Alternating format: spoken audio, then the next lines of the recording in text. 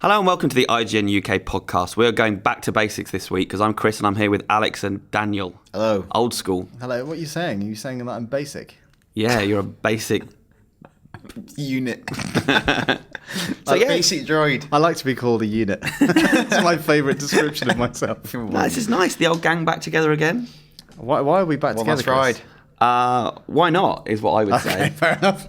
No special reason. Are we going to say that? All right, so this is going to be my last podcast because I'm leaving IGN this week after 9 years, and it's really sad. But I'm not going to cry because Dan and I just did a superhero show and we nearly cried in it. It was quite emotional. It was, wasn't it? Like especially when he hugged me. I nearly lost it. Yeah. And we forgot to say thank you to Dale. Dale, thank you for the superhero show work. Thank you, and to Rich as well. We forgot. We lost our minds. Well, it's because I planned a rough thing I was going to say, and like points, and then it kind of just fumbled my way through because like of emotions. Aww. End of an era. Bless. But I'm very sad to be leaving you all. But hopefully we're going to go out on high. Yes, definitely. The best podcast yet. Is that right? The best of the 353 this is going to be. Okay. Although looking at the running order, I'm not sure. Right. But anyway, It was shared with you. You said it now. Don't want to start on a negative. Let's start on a positive, as in Rogue One. So new trailer's just Yes. come out. I promised myself that I wasn't going to look at any more until the film comes out. But then I actually wasn't that bothered about the film, so I thought, Yeah, you weren't that bothered. So I was like, you might as well watch it. No, That's no. what trailers are for, to get you excited for the movie. Why don't you two talk about it first? Ooh. Okay. Do you want to start, Daniel? Yes. I'm excited for another Star Wars movie. I'm excited by the idea of exploring something away from like the Skywalker dynasty, for want of a better expression. Yep. And I didn't really have much of a sense. Like, we've always been talking about this film, like, where's the dramatic tension? Because you know what happens. You know they get the plans and they eventually blow up the Death Star. This trailer gives you a bit more insight into what the actual drama of the film is. It's a story about a father and a daughter, and actually she's getting the plans back, but in the process, I guess the real dramatic tension is she going to save her father, who's been kidnapped and forced against his will, presumably, to build the technology that powers the Death Star. So I quite like that. I know what the hook of the film really is. Yeah. And that seems interesting to me. And also, I really love Mads Mikkelsen. So I'm into that. For me, it just seemed to be reaffirming stuff that I thought about the film in terms of all the stuff you said. That's kind of what we've always hinted figured at that. out. Yeah, but to see it like this is the heartbeat of the movie. Yeah. I like the music. I thought the music was really good. What the sort of slow version? Is that Giacchino then? I don't know. Because I can't remember. Clint. There's a guy attached and he walked off recently, and they had to replace him last minute. And I think they did Giacchino. Right. He's also doing Doctor Strange. So Nice. He's got a lot on, hasn't he? Busy man. I like the look of Ben Mendelsohn as the villain. He's a force of nature as an actor, and I think he could be a fun new addition to the universe. I'm like, I've said it many times before on this podcast, even that I'm not a big fan of prequels. I still have a problem with this lack of tension. I guess they're going to succeed, but everyone's going to die. That's what I feel like is going to happen in this film. And where's the drama in that, or the dramatic tension in that? I thought some of the dialogue was a bit on the nose. Yeah. I always find it a bit line. Yeah, and when someone says the title of the film in the trailer, the delivery's not very good. It's like you can even hear the actor going, "Are we really doing this?" Rogue One. and some of her dialogue seemed a little bit. Yeah, so there was one bit where she says rebellions are built on hope, which sounds like it should be a massive kind of like war cry, but it just felt flat. Yeah, I thought. And again, it's a bit too on the nose because obviously the next film is A New Hope. Sure. And it's like, it was making me cringe a little bit, but it's Star Wars is Star Wars. I'm still excited for it, but it's hard as well when you know all the problems around this film and the fact that they've reshot the majority of it. I'm intrigued to see how much from the last trailer ends up in the film, bearing in mind they've reshot stuff in between. That's a really good it just point. makes you a bit worried, but I'm in. How about you, Alex? Yeah, I'm not sure I am. I think all the reasons we've just discussed, but I think more importantly, it just doesn't feel like a Star Wars film. If it didn't have the X-Wings and theme, the imagery. it could just be another sort of sci-fi film. I did like the idea of them tying it in with her, whatever it's going to be with her dad, whether he's turned or not. Yeah, like, exactly. Yeah. And I wondered if there's going to be a Skywalker Darth Vader moment at the end of the film. Maybe. But I was just, I I think watched it and I was like, of course I'll go and see it. but also like seen- compared to this time last year, when I was absolutely beside myself. but like even that was almost on a different level. Yeah. Yeah, it's not like that feeling at all. They have got a really tough job on their hands at the moment, I think. Yeah. You know, they felt the need to put Star Wars in the title in a really clunky way just because I think they're starting to worry that... Do you think they should have just called it Star Wars Rogue One? Yeah, I think so. Like, why Yeah. not? And this talk of them not having a crawl potentially at the start of the film, it doesn't need to not have a crawl. Like, it's a Star Wars movie. Just that's what makes them unique. Yeah. Is these certain traits and I don't know. Well, we're yet to see if that's the truth or not. Yeah. I think they should celebrate that stuff. Yeah, exactly. personally. Yeah. I have seen a couple of things with Felicity Jones in recently, and I've been a bit unsure of her as well. I mean, she was brilliant in Monster Calls. She was good in A Monster Calls. She was brilliant in the Stephen Hawking movie. Yep. Which name I can't remember. Sure. Theory of Everything. Theory of Everything. Yeah. But I've seen her be a bit wooden in a couple of other things. Right. And she's obviously got to carry this movie. Big time. And yeah, like I say, a couple of those line deliveries was having me slightly concerned. Yeah. But it's a really cool ensemble of actors as well. I like the cast they've assembled. I really like Riz Ahmed and what Forrest Whitaker are we going to get? Because he can sometimes go way overboard. What was his line in the trailer? Something about the dream. Like, don't let it die. Yeah. All right, chill out. Yeah. Because also that's the scene that we've seen in previous trailers where it's obviously a big speech, and he's just got such a crazy look going on. It's like, I don't know, like an old Richard Ayoade. Like in space. It's like his new travel show. He's gone into deep space. Pretty sure that's what they were aiming for. That's his direction. He goes, They should have just cast him. can we have some sketches of what we're going for? Of this. Like a gadget man in the galaxy. That's his role in the team. He's the gadget guy. Have you got any sketches for Gadget Man? This one. Yeah. So I'm really in two minds about this one. Yeah, I like the idea. I don't know if they're going to pull it off. Like, that's what Star Wars... You saying it's not like a Star Wars film for you. Like, for me, Star Wars is family drama. Again, it's this big war thing. And that's what this is, I think. Sure. And if the stuff with her and her dad is strong enough, I think it'll work. Yeah. I wonder if there are surprises in this one that we're yet to see. Because I heard rumours of some, not just Darth Vader returning, but some other characters popping up. There was the rumour for a long time of a CG Peter Cushing. That was a thing. But Well, there's a guy in the trailer who I thought, is that a young Moff Tarkin? he wouldn't be young. No, I guess not. Well, it depends how long did it take to build the Death Star? Might have been 50 Yeah. years. But it looks like it's... In that trailer, it almost looks like it's nearly done. Yeah. It's around it'd be good to know. So I'm sure that's maybe out there, like how many years before this. So I wonder if they are holding back stuff at this point and there are surprises, or if they're just throwing everything at the screen now in the hope that it gets people in the cinema. Because, I don't know, I also feel like I kind of know the story now. Not just because it's a prequel, but because just having seen those trailers, I feel like they're telling a lot of the story. Yeah. But I could be completely wrong. I've got a bad feeling about this. Nice. What else is coming out at the end of the year, Daniel? Another film scored by Michael Giacchino called really? Doctor Strange, which I saw 15 minutes of. And this trailer is supposed to be in front of the final...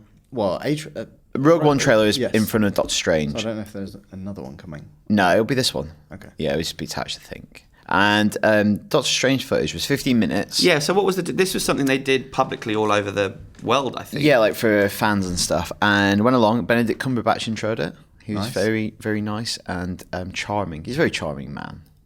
Yeah, although he said the word mem instead of meme. But Did he look like an otter? No, he looks brilliant. I love him. He's so charismatic and nice and smart. Just get a room. I wish I could.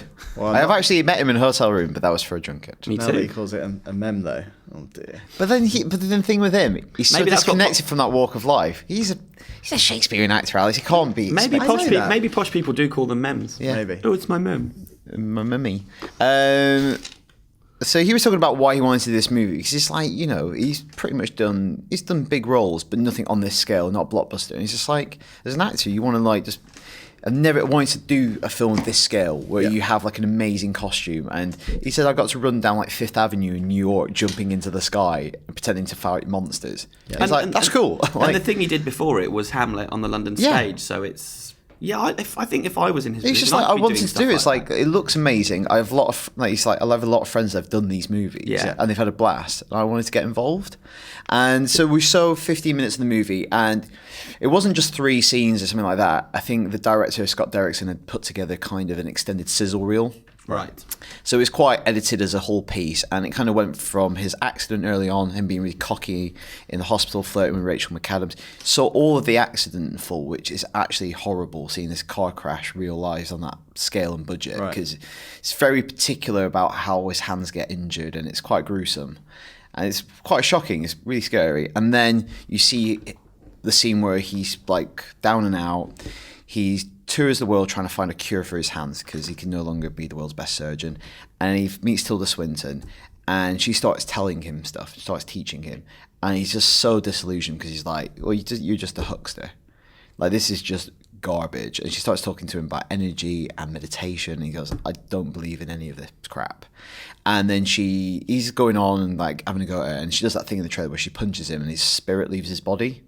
And then he still won't believe it. He's like, you've poisoned me. Something in the tea, like, you've given me acid or LSD. Yeah. And then she touches his mind. And what follows is the most weird sequence I've seen in a mainstream film for a long time. So in the trailer so far, you've seen buildings crumbling, like doing the Inception thing. Yeah. There was stuff in the sequence which was just nuts. It was like really avant-garde visuals where he was falling through his own eyeball, then he was in like this other dimension that didn't look like space or anything. It looked like molecules stretched onto a giant scale. Right. Little hands were grabbing his face, and then that became a bigger version of his head. It was really, really weird. And Good weird? yeah, brilliantly weird. And he comes back, and then he's like, that's where you get the punchline of teach me, because he realizes there's so much he doesn't know. Yeah. And then, I'm not going to go through it all, but later on you get some more action sequences. And what I realised that it's a much funnier movie. It's got the same Marvel tone. Yeah. Because the first few trailers seem quite serious and quite solemn. But it's really funny. There's lots of really good gags, and Mads Mikkelsen looks really good. And then what was at the end was kind of the action sequence in New York where everything's folding in on itself. And it was brilliant. And it was really good in 3D, actually, because you've got perspective changing. Yeah. So it actually works really well in 3D. And there's bits where him and Chiwetel Ejiofor are running down the street, and Mads Mikkelsen is bending gravity. So they're like falling down the sides of buildings and then falling midair, and then they're creating portals and like appearing somewhere else. So it's like a bit like Portal the game, crossed with like an Escher print. Yeah. It's really cool. It sounds to me more like what you thought it might be when obviously you visited the set, and then the trailers came out and everyone was like, oh, it looks like a superhero movie crossed with Inception. And you were saying at the time, I think there's a lot more to this. Yeah, I think there's weirder stuff. And yeah. There's a very famous picture Steve Ditko did of a panel of Doctor Strange, which he's used quite a lot. It's like, this is how weird Doctor Strange is. And they've kind of realised that on a bigger budget in the film, obviously. And he lands in this, it's called the Dark Dimension. And he lands down, and it just looks so weird and colourful. Like, it's really bright and weird and psychedelic. And you look at that, you're going, that's a weird image in a big movie. I've never seen anything like it. So how do you think that's going to how do you think the masses are going to kind of accept? I don't know. It's really hard because with all their big characters, they've done a good job of introing them in another movie. Yeah. So you get people in for Captain America and you give them Black Panther. Yeah. And you would do a Black Panther film, and people have that kind of character recognition. Ant-Man was a bit new. He came out of nowhere, but he doesn't have that soft intro. But in this movie, they're kind of putting all the time into just focusing on this character. So he's got all of the running time on him. So, Fair enough. I think if they could do it with Ant-Man, they can do it with anything at this point. How did Ant-Man do at the box office? It did well. It made enough money that they immediately greenlit a sequel. It didn't do the numbers that some of the other Marvel has. But Marvel, of course, yeah. Marvel is good for everyone else. Yeah, exactly, yeah. So I think after that, they can do anything. And I think this is an easier character to embrace than Ant-Man is. Yeah, and it's an easier concept to get your head around. And also that accusation that you're always doing the same thing. What this movie's quite good for them is it takes, after Civil War, which was all the characters, this is a nice little break from all of that stuff. Yeah. If you think that's getting a bit kind of repetitive, if you're one of those people, it's kind of a complete break, but it's still the same kind of tone and formula, maybe. Yeah. So, 3 big movies coming out this Christmas, 2 of which we've talked about. The third one is Fantastic Beasts and Where to Find Them. Which one of those are you most looking forward to seeing? If you could only see one of them now, which one would it be? Oh, that's hard. I'm here to ask the tough questions. Well, I'd want to see Rogue One because it's a Star Wars film, but the film I'm most excited about is Doctor Strange. So which one are you picking? If I can screen one for you this evening.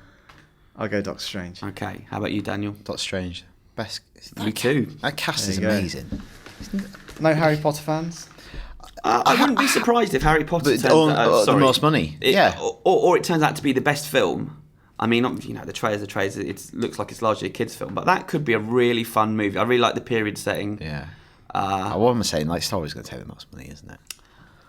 Yeah, It depends. It depends Star the Wars word would of take- mouth on Fantastic Beasts and like how clear it is it's a Harry Potter thing. Like to people like that. I would go Star Wars will make the most, then Strange, then Beasts, but that could be totally wrong. Yeah.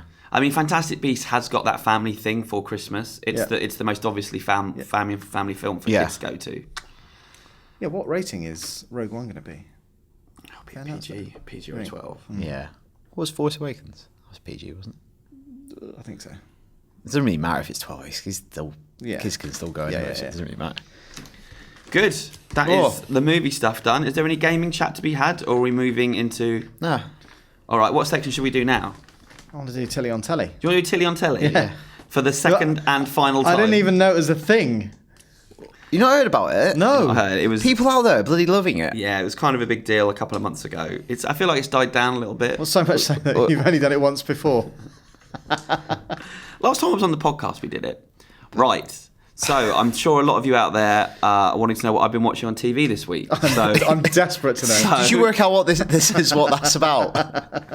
So I have watched a new Netflix film, Right. Mascots, from the mind of Christopher Guest. Yeah. Are you a Christopher Guest fan? Who's he? He's Spinal Tap, Best in Show. He does the mockumentaries. So I've not seen Spinal Tap. Best in Show, I had a really horrible date movie. That was a horrible date movie. So it's probably not my favourite. I think it's a good date movie, but did you have a horrible date? Yeah, I had a bad date. Yes. Okay, yeah. Oh, yeah. Bad dates. Oh. I'm just I feel like there's a story there. Yeah, there is. That's what I'm thinking. No, it's not You should do that. that This news is all about journalistic. you, Chris. That This is interview not thing about where me. you leave a pause. Did you do the popcorn Yep. trick? I would never do that. That is your trick. You know thanks. that moment of silence? I was wondering whether to say that joke or not. And I've got nothing to I lose thought at better of this it. point. I've got nothing to lose at this point. Yeah, and it is. It's fun and it's funny. It's about. It's a glimpse inside the world of people that dress up as mascots at sporting events. I think that's a really Right. good premise for a Yeah, and they're having in Anaheim. They're celebrating the 8th annual Mascot of the Year contest. Right. And so mascots from all over America go there, but also one from South Croydon goes there. He is a hedgehog who. Well, he's a mascot. He's a hedgehog not an actual who hedgehog. cheers on a non-league Croydon team. Okay. And so, yeah, following in the footsteps of his dad. And he ends up being kind of the star of the movie, actually. And, yeah, it was just really fun because I'm from Croydon, you're from that neck of the woods. And he was Is it what's the Palace mascot? Eagle, Right. yeah, and it names the Eagles. And has he got a name? Pete the Eagle, yeah. Pete the Eagle. There you go. And Couldn't do Eddie. I tell you what, the really cute thing is we've got there's a female eagle now and they got married in real life. Oh my the two of them. They got married in real life. Did they know each other before? And did he get her I don't know the involved in exact it? story. She's Yeah, like, I never maybe. see you at weekends. You know what to do. What's the female eagle called? I don't know. Petra? I don't know. But funny enough, the guy who co-wrote Mascots with Christopher Guest is a guy called Jim Piddock, who's a Crystal Palace fan. Right. I think that's why he said it in Hence the- Croydon. yeah. This is a real Tilly special, this I was episode, gonna isn't say, it? like- Movies, no game stuff, Crystal Palace, Hey. and Popcorn Trick. It's not my fault there's no game stuff on here. I didn't put this running order together. So is this a film or? It's a film But this is called Tilly on Telly. that's debuting on Netflix. Oh, There we go. Got you. I've done you. In fact, we're recording this on Thursday the 13th. It debuted today on Netflix. Oh, we'll watch and I that think this we're going to weekend. see that going forward. More and more films that Netflix are. Well, Duncan Jones' new film, Mute, that he's shooting right now in Berlin, Netflix has paid for it. I don't think that means it'll debut on Netflix, but But they obviously it. it'll come quickly too. Yeah, Netflix, yeah. so Right. If nothing else. Maybe it'll just play at some festivals for the award circuit, and then it'll go to. The number of new big budget shows they seem to be pumping out. But the thing is, they're in every country on the planet apart from China and North Korea. Right. think how much money they're making, and like it was brilliant. Like I think their goal that my girlfriend attended like a Netflix day like a year ago, and they said that the whole goal is they want to be debuting a new movie, documentary, or TV series every week. That's where they want to be. Definitely seems like I think they're not far off. I think the idea is that they phase out the film catalogue that they've Right. got of other people's films, and so eventually it'll be all original Sure. programming on there. I mean, it's amazing, and it's completely changing the way we're consuming TV, and it's happened so quickly. I was listening to a podcast this morning with Dana. I think it's called Dana Brunetti. And he used to be Kevin Spacey's assistant, and now he's a producer. And he was the one, they were going to go with HBO to make House of Cards, but HBO would only give them the money for a pilot. Right. But they were going to say yes, and that day Netflix phoned them up and said, "We'll give you $100 million to make 2 seasons of this." Wow. And Spacey was like, "What?" And it this- debuts, and they were like, and we put them all out on the same day, and no one had done that at that point. Yeah. And so this guy was saying that Spacey was like, "I'm not sure about this," and he said, "Just say yes, put down the phone, and I'll explain to you why this is what's happening. Yeah. This is the way it's going." And that's great vision, because it was weird when they first did that. Well, well, I remember when House of Cards started, you were like, it's almost like, is this allowed? Yeah. This is like because you've like David Fincher and Kevin Spacey, Yeah. and now obviously you don't bat an eyelid really, but like by that, I remember when that first came out, that's what 2-3 years ago. Yeah. It just felt naughty. It had all this good stuff immediately. This guy compared it to like you choosing a book that you want to read and being only given 1 chapter every week. Yeah. Well, no, if I'm enjoying it, I'll read 3 chapters tonight. Yeah, and I think Netflix are a bit like, the thing with Netflix is like binging.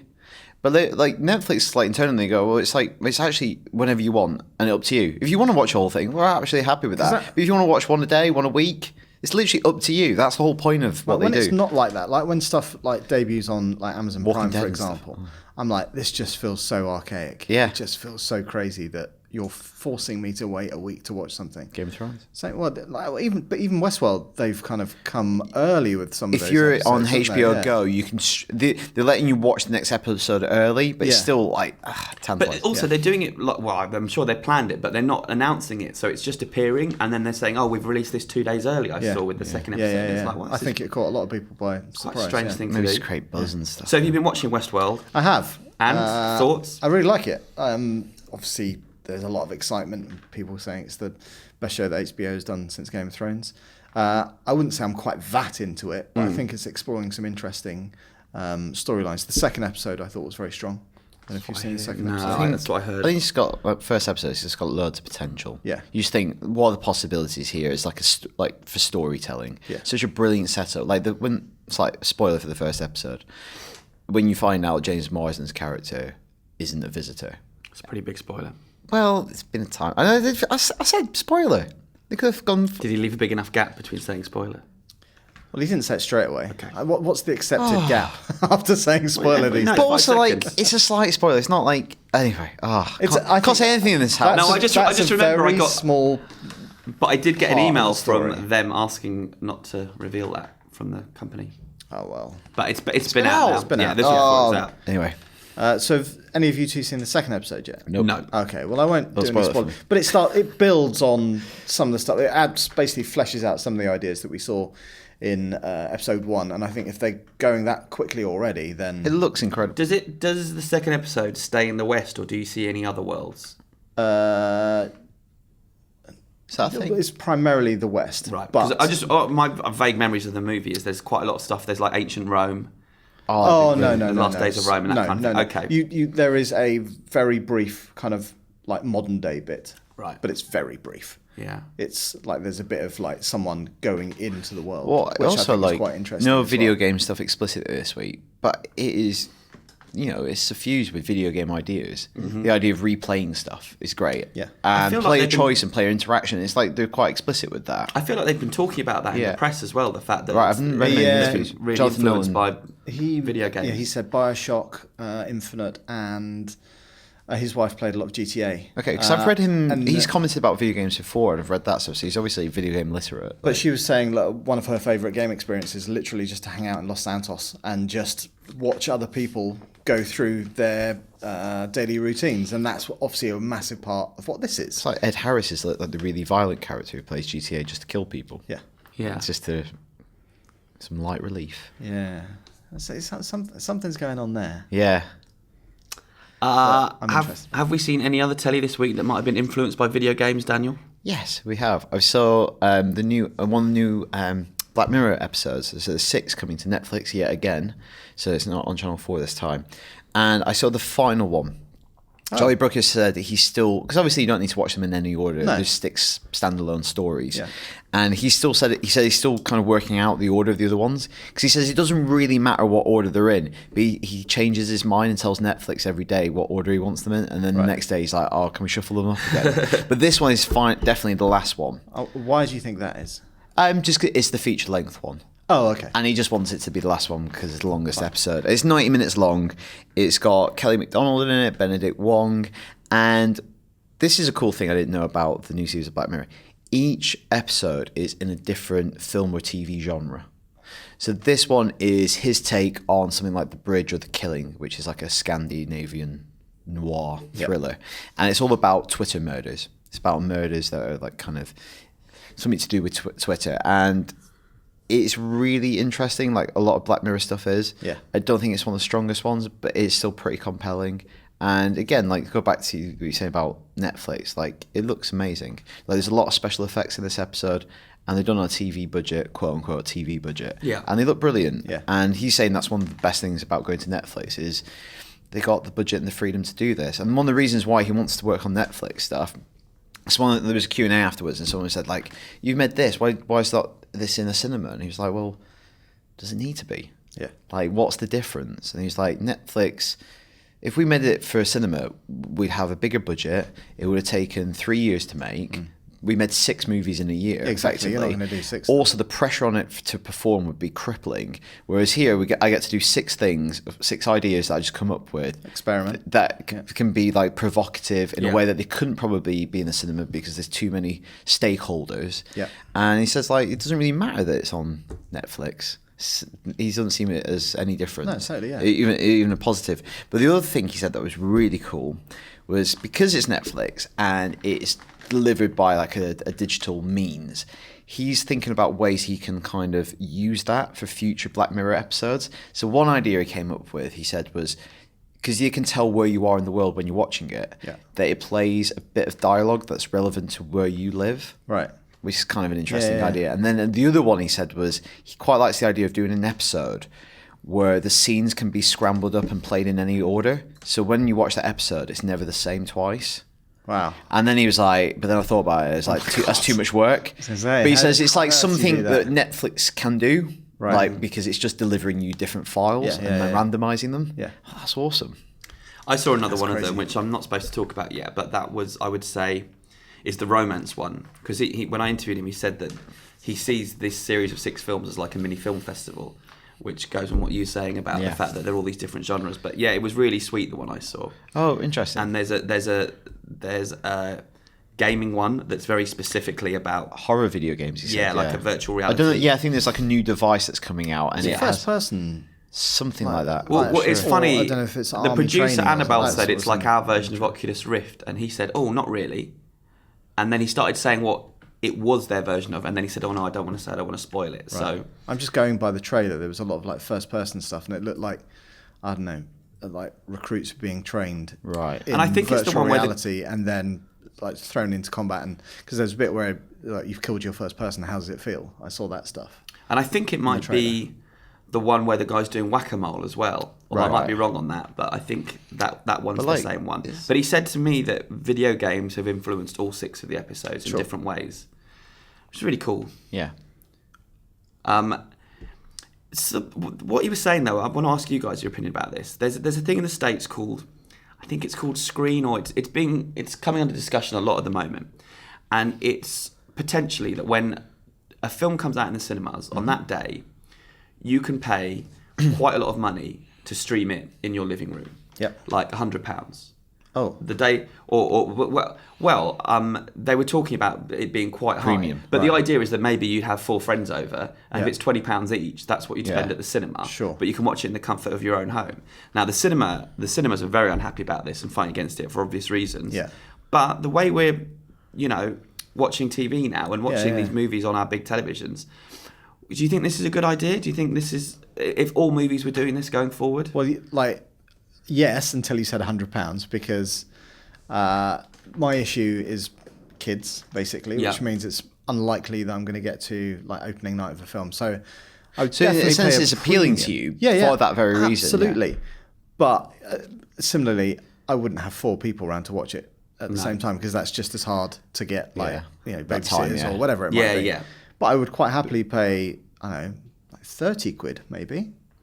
Like, I don't know how you would do that. They haven't fixed how the you price could do a point yet. scalable thing. And it was thing. interesting It's because it was funny. It was this producer again, this House of Cards guy. He was saying that he's really for it, but he thinks the price point should be very high. Sure.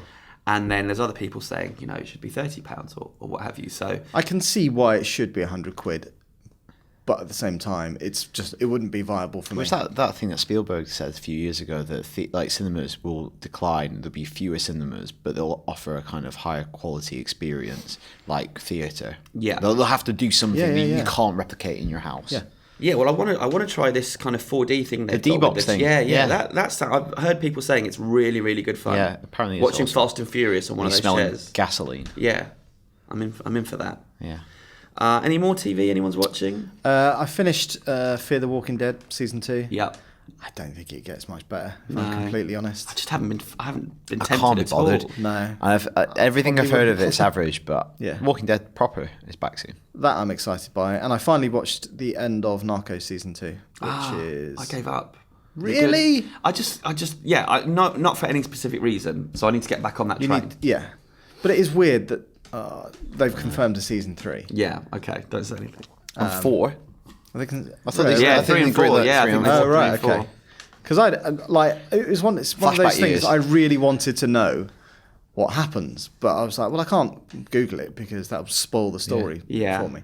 And I know where they're going with it. I've since sort of read up on it, and I'm like, Well, yeah, and I guess the point is, I'm sure they think Narcos doesn't have to be about him. No. Yeah. It can be about anyone. but he's so good in it. He's good.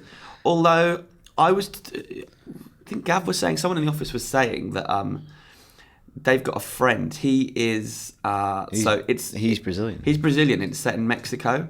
Right. He's supposed to be Mexican, and Mexicans hate it because his accent is so terrible. Colombians. Right. Colombian, sorry, Colombia, which yeah. is obviously something that we wouldn't hear. Yeah, but yeah. apparently, Yeah. they find him laughable in the role. It's Right. like Because the accent is just completely off.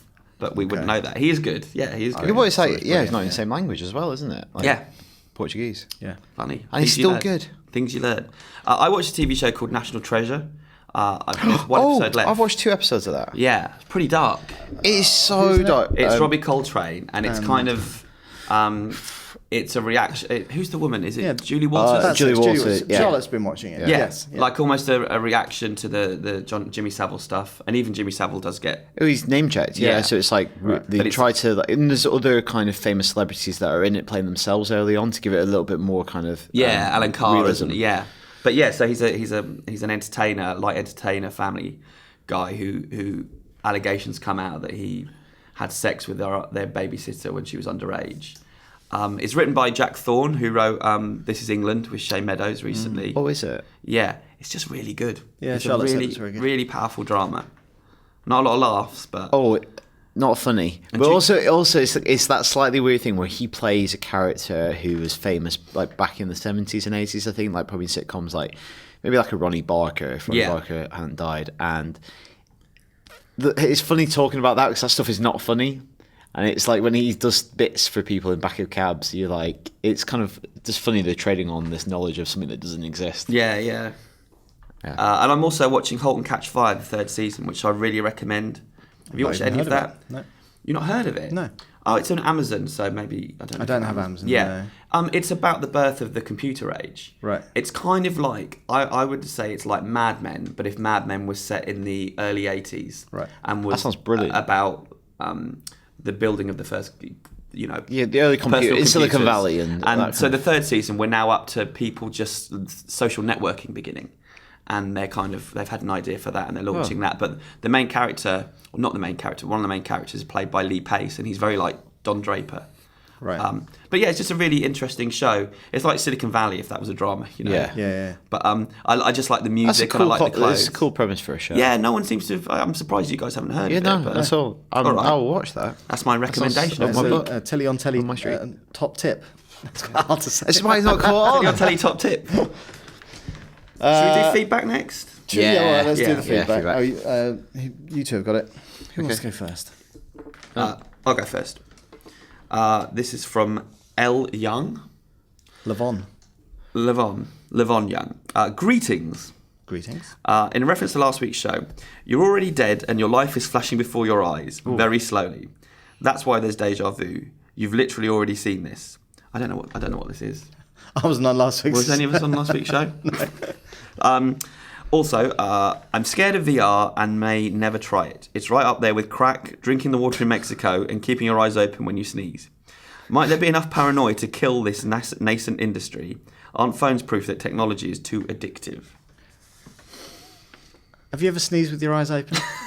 No. That wasn't the point. I know, Yeah. but I'm now. You're preoccupied I kind of by want that. to I wanna sneeze, sneeze, yeah. to see if I can hold my eyes open. Yeah, so we're talking about Black Mirror. Should we be scared of VR? Is it dangerous? Is there such thing? I don't think it's healthy. You're not? No, and I'll tell you why. Because You didn't feel I well. played Batman VR for an hour and 15, and I would say for a good couple of hours afterwards, I felt like a little bit spaced out and not quite with it. And I don't think that's healthy. Yeah, you're not the first person. Someone else in the office was saying that a couple of days ago that they had a go and felt ill.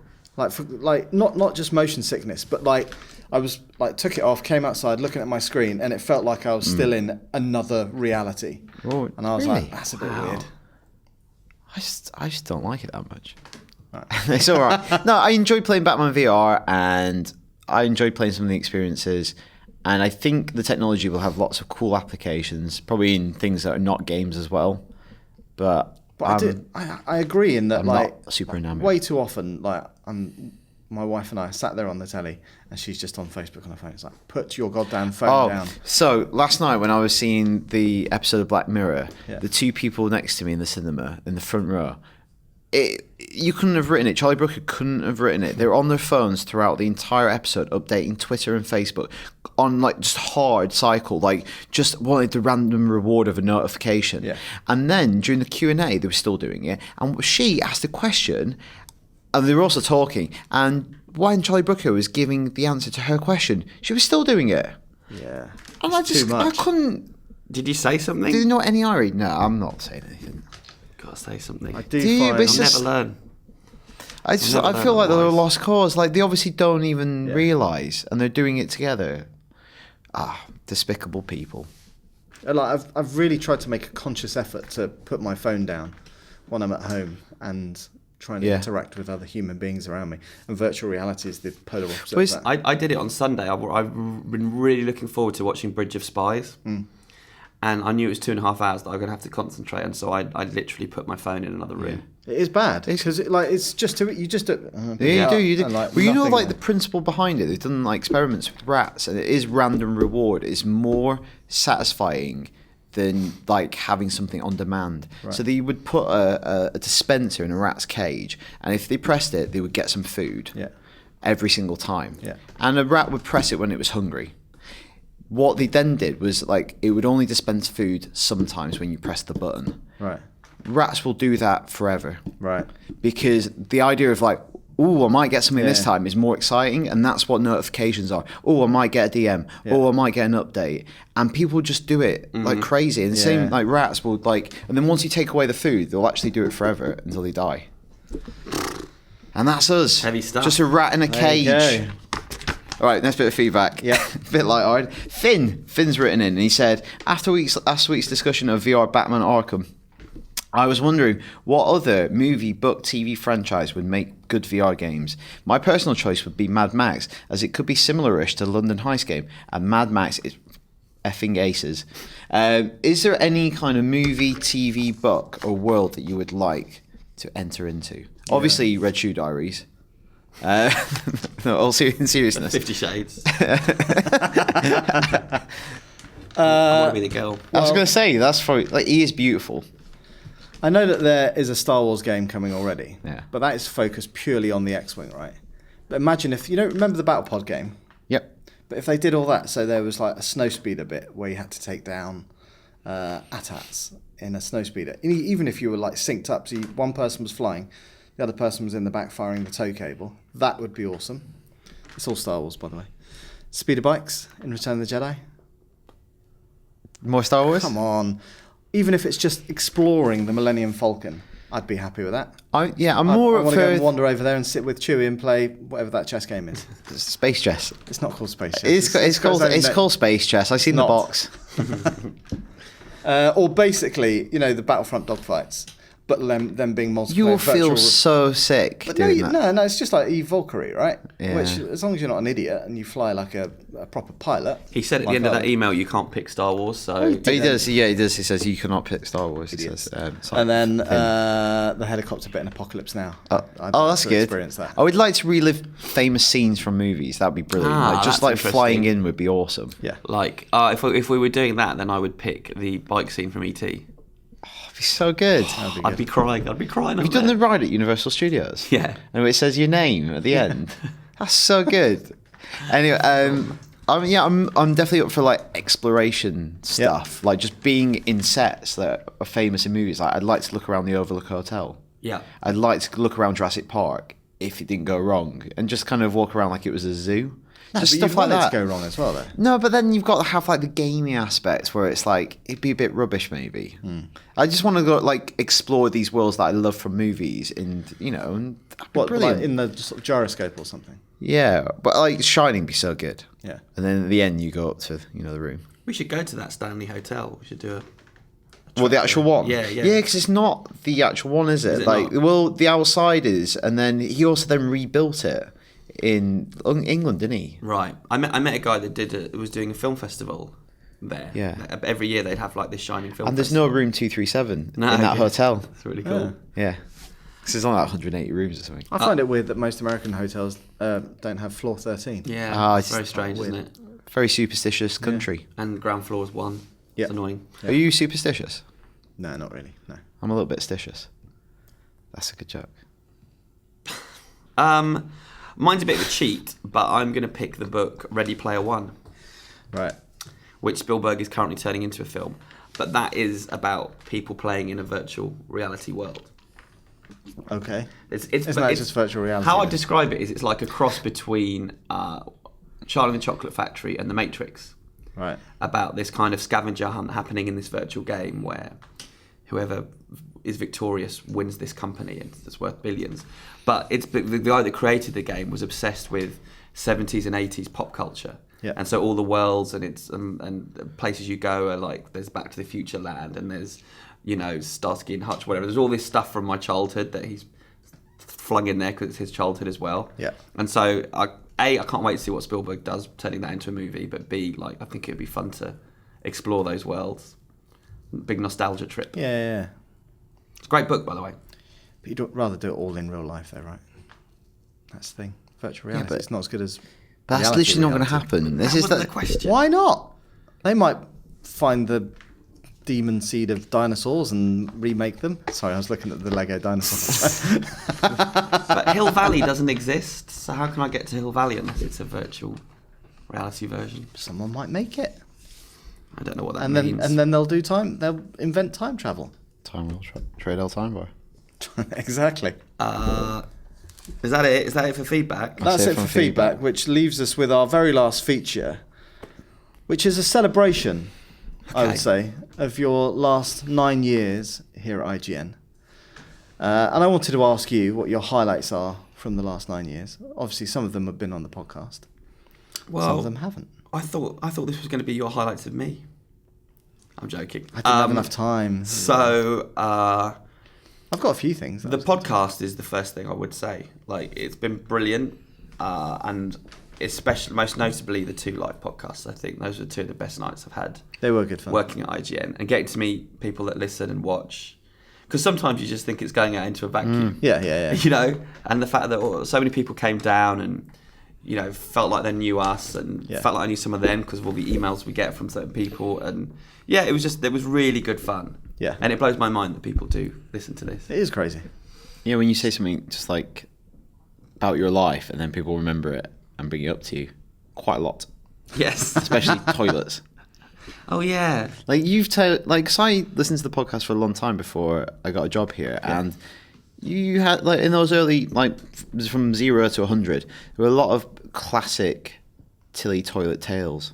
Yeah, I mean, which was another feature that was never had a title, but could have had. It culminated in our first ever videoed podcast, me needing the loo during it, which has never happened before or since. But I had to walk out of the room. Oh yeah, I forgot about that. Yeah, that was a bit embarrassing. But yeah, there was the time I got locked in the nightclub toilet and was texting people, tweeting people to tell the club to come and get me. That's where Tilly Tweets comes from. And actually, Tilly Toilet Tweets.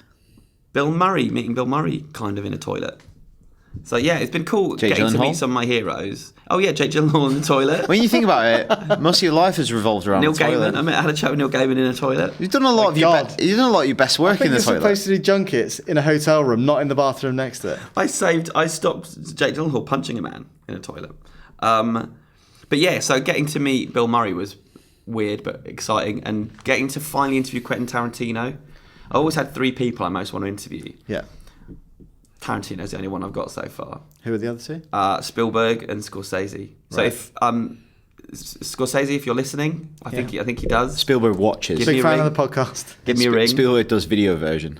Yeah. So yeah, it's fun. It's so exciting getting to meet your heroes sometime. And Pele was another highlight. Getting to meet Pele in Brazil. Yeah. Madness. I think probably the best thing I've done since I've been here is Kapow. Yeah. It was the hardest thing we did. So this that was just before you joined. Yeah, in fact, the weekend before. Yeah. So for people who don't know what that is, how long ago? 4 or 5 years ago. Yeah, 5. It'll be 5 and a half now. We teamed up with Mark Miller to put on a convention in London called Kapow, and we had a big IGN section. We had our own stage, and we had games there, and we were doing live interviews and quizzes and competitions and stuff. And it was such hard work putting it together. The 2 weeks before were some of the most stressful I've had at this company. Yeah. And poor Rich Keane, I thought it was going to kill him at one point. The thing I remember most about that was how, having no experience of doing stage work whatsoever, it was suddenly, you've got to fill an entire stage for 8 hours a day. And it's like, right. 8 hours. And I remember standing on stage with Christian Stevenson, who's a DJ Barbecue, does presenting work. He's DJ Barbecue. Thankfully, just like threw that out. He never used to be DJ Barbecue, but he is now. That's a great name, isn't that? Yes. Is he DJ Barbecue? He is, yes. Good for him. And he does a ton of work with Jamie Oliver and things like that. Anyway, he was just a presenter for hire, but if it wasn't for him, oh my God, I would have. He saved our baby. Died. Because he could fill. Yeah. Whereas we couldn't. Yeah. No. And the worst and the best bit was when we kind of convinced Paramount to bring Thor and Loki down, Hemsworth and Hiddleston, and word got round that they were probably going to come, and it was right at the end of the whole building convention. it up. Yeah, and so everyone there came to our stage to the point that people having to be on other different levels because it was too many people there, and I was on stage at that point to introduce them, and then I got the message in my ear that they haven't left the hotel yet and they might not come, but keep filling. And then it kept going on and on. It was just over an hour's worth of filling. Yeah, and people were getting frustrated and annoyed, and I just didn't know what we were going to do if they didn't show up. And I got Mark Miller to come out, and I kind of had a chat with Mark on stage, and then we'd run out of things to say, and I just ran off the stage. I was like, Mark can handle this for a bit. And he'll talk all day, so... Yeah. But yeah, it was the most cowardly thing I've ever done. And but thankfully they turned up. They turned up, and yeah, it was just such a great moment when we got them. I think 5 minutes we had them on stage for. Yeah. But it was just enough that people didn't tear down the stage and beat us up. Yeah. So yeah, I think Kapow is probably my greatest memory of being here. It was good fun. Yeah, really good. And what is the kind of? Don't worry. I don't know where this is going. No, I was just going to say, what's the one thing you're going to miss the most? It's going to be leaving. I've got to pick my words carefully because I've said this a few times lately, and I could get in trouble for what I was going to say. It's leaving the team that we've got. Okay. I think because a company isn't about the amount of traffic you get or the amount of money you're making from advertising. It's about the people, and we've got such a lovely, strong, great team right now. I really get along with everyone. I really like working with everyone. I like doing the podcast. I can do the podcast with anyone and have a good time. And I'm really sad, but it also makes me happy because I feel like I'm leaving the team in really good shape. Yep. So yeah, that is without doubt the thing I'll miss the most. So how quickly we will see Tilly on telly at your new gaff At the new place. next week. Yeah, no, give me time. Oh, also, his mic's going off. The mic's Give me time. Well, it depends. Did you like Tilly on telly? It's your first experience. Of Well, Tilly you on told Would you me watch a piece it? of television that I'd never heard of, and now I'm intrigued. Yeah. So It fulfills, served like, a purpose. it's a good headline. Yeah. You know what you're getting, and it fulfills that. And I did get some nice feedback over the Get Down, actually. A couple of people wrote in after I talked about the Get Down on here, said they watched it and loved it. So, There you go. Tilly on telly's top tips. That's your job, though. Are we done? We are. done? I think we are. Well, look, Yeah. I was just going to say thank you very much personally from me, because it's been an absolute pleasure with working with you, Chris. And I always find that doing the podcast with you, we're slightly older than the other people, We are, shall a we little say? bit, a little bit. I feel like I'm now with you guys as well. There. You're, now we've got the nearer younger us. generation. We have the Yeah. history. And I'm really going to miss it. Yeah, me too. Yeah. But we'll still see you a lot. Exactly. I'm only going to be around the corner. And so, yeah, lastly, I just want to thank everyone that's listened to this podcast at any point Absolutely. or read anything that I put on the site, written emails in, written unpleasant comments where they've called me a moron. Yeah, thank you, because it's been a brilliant 9 years. And yeah, I'll stop talking because I get emotional. Yeah, it's fine. I'm not going to say anything because I just said my goodbye to you and I gave you a hug, and that You was made me cry. That was a quite a long lot goodbye. as well. Yeah. All right, then. All right. We'll miss Thanks you, for Chris. tuning in, everyone. And on that note, we will see you next week, but unfortunately, Chris Tilly won't. Oh my god, that was brutal ending, wasn't it? Yeah. We'll miss you, Chris. I'm not dying. Thanks. Bye-bye.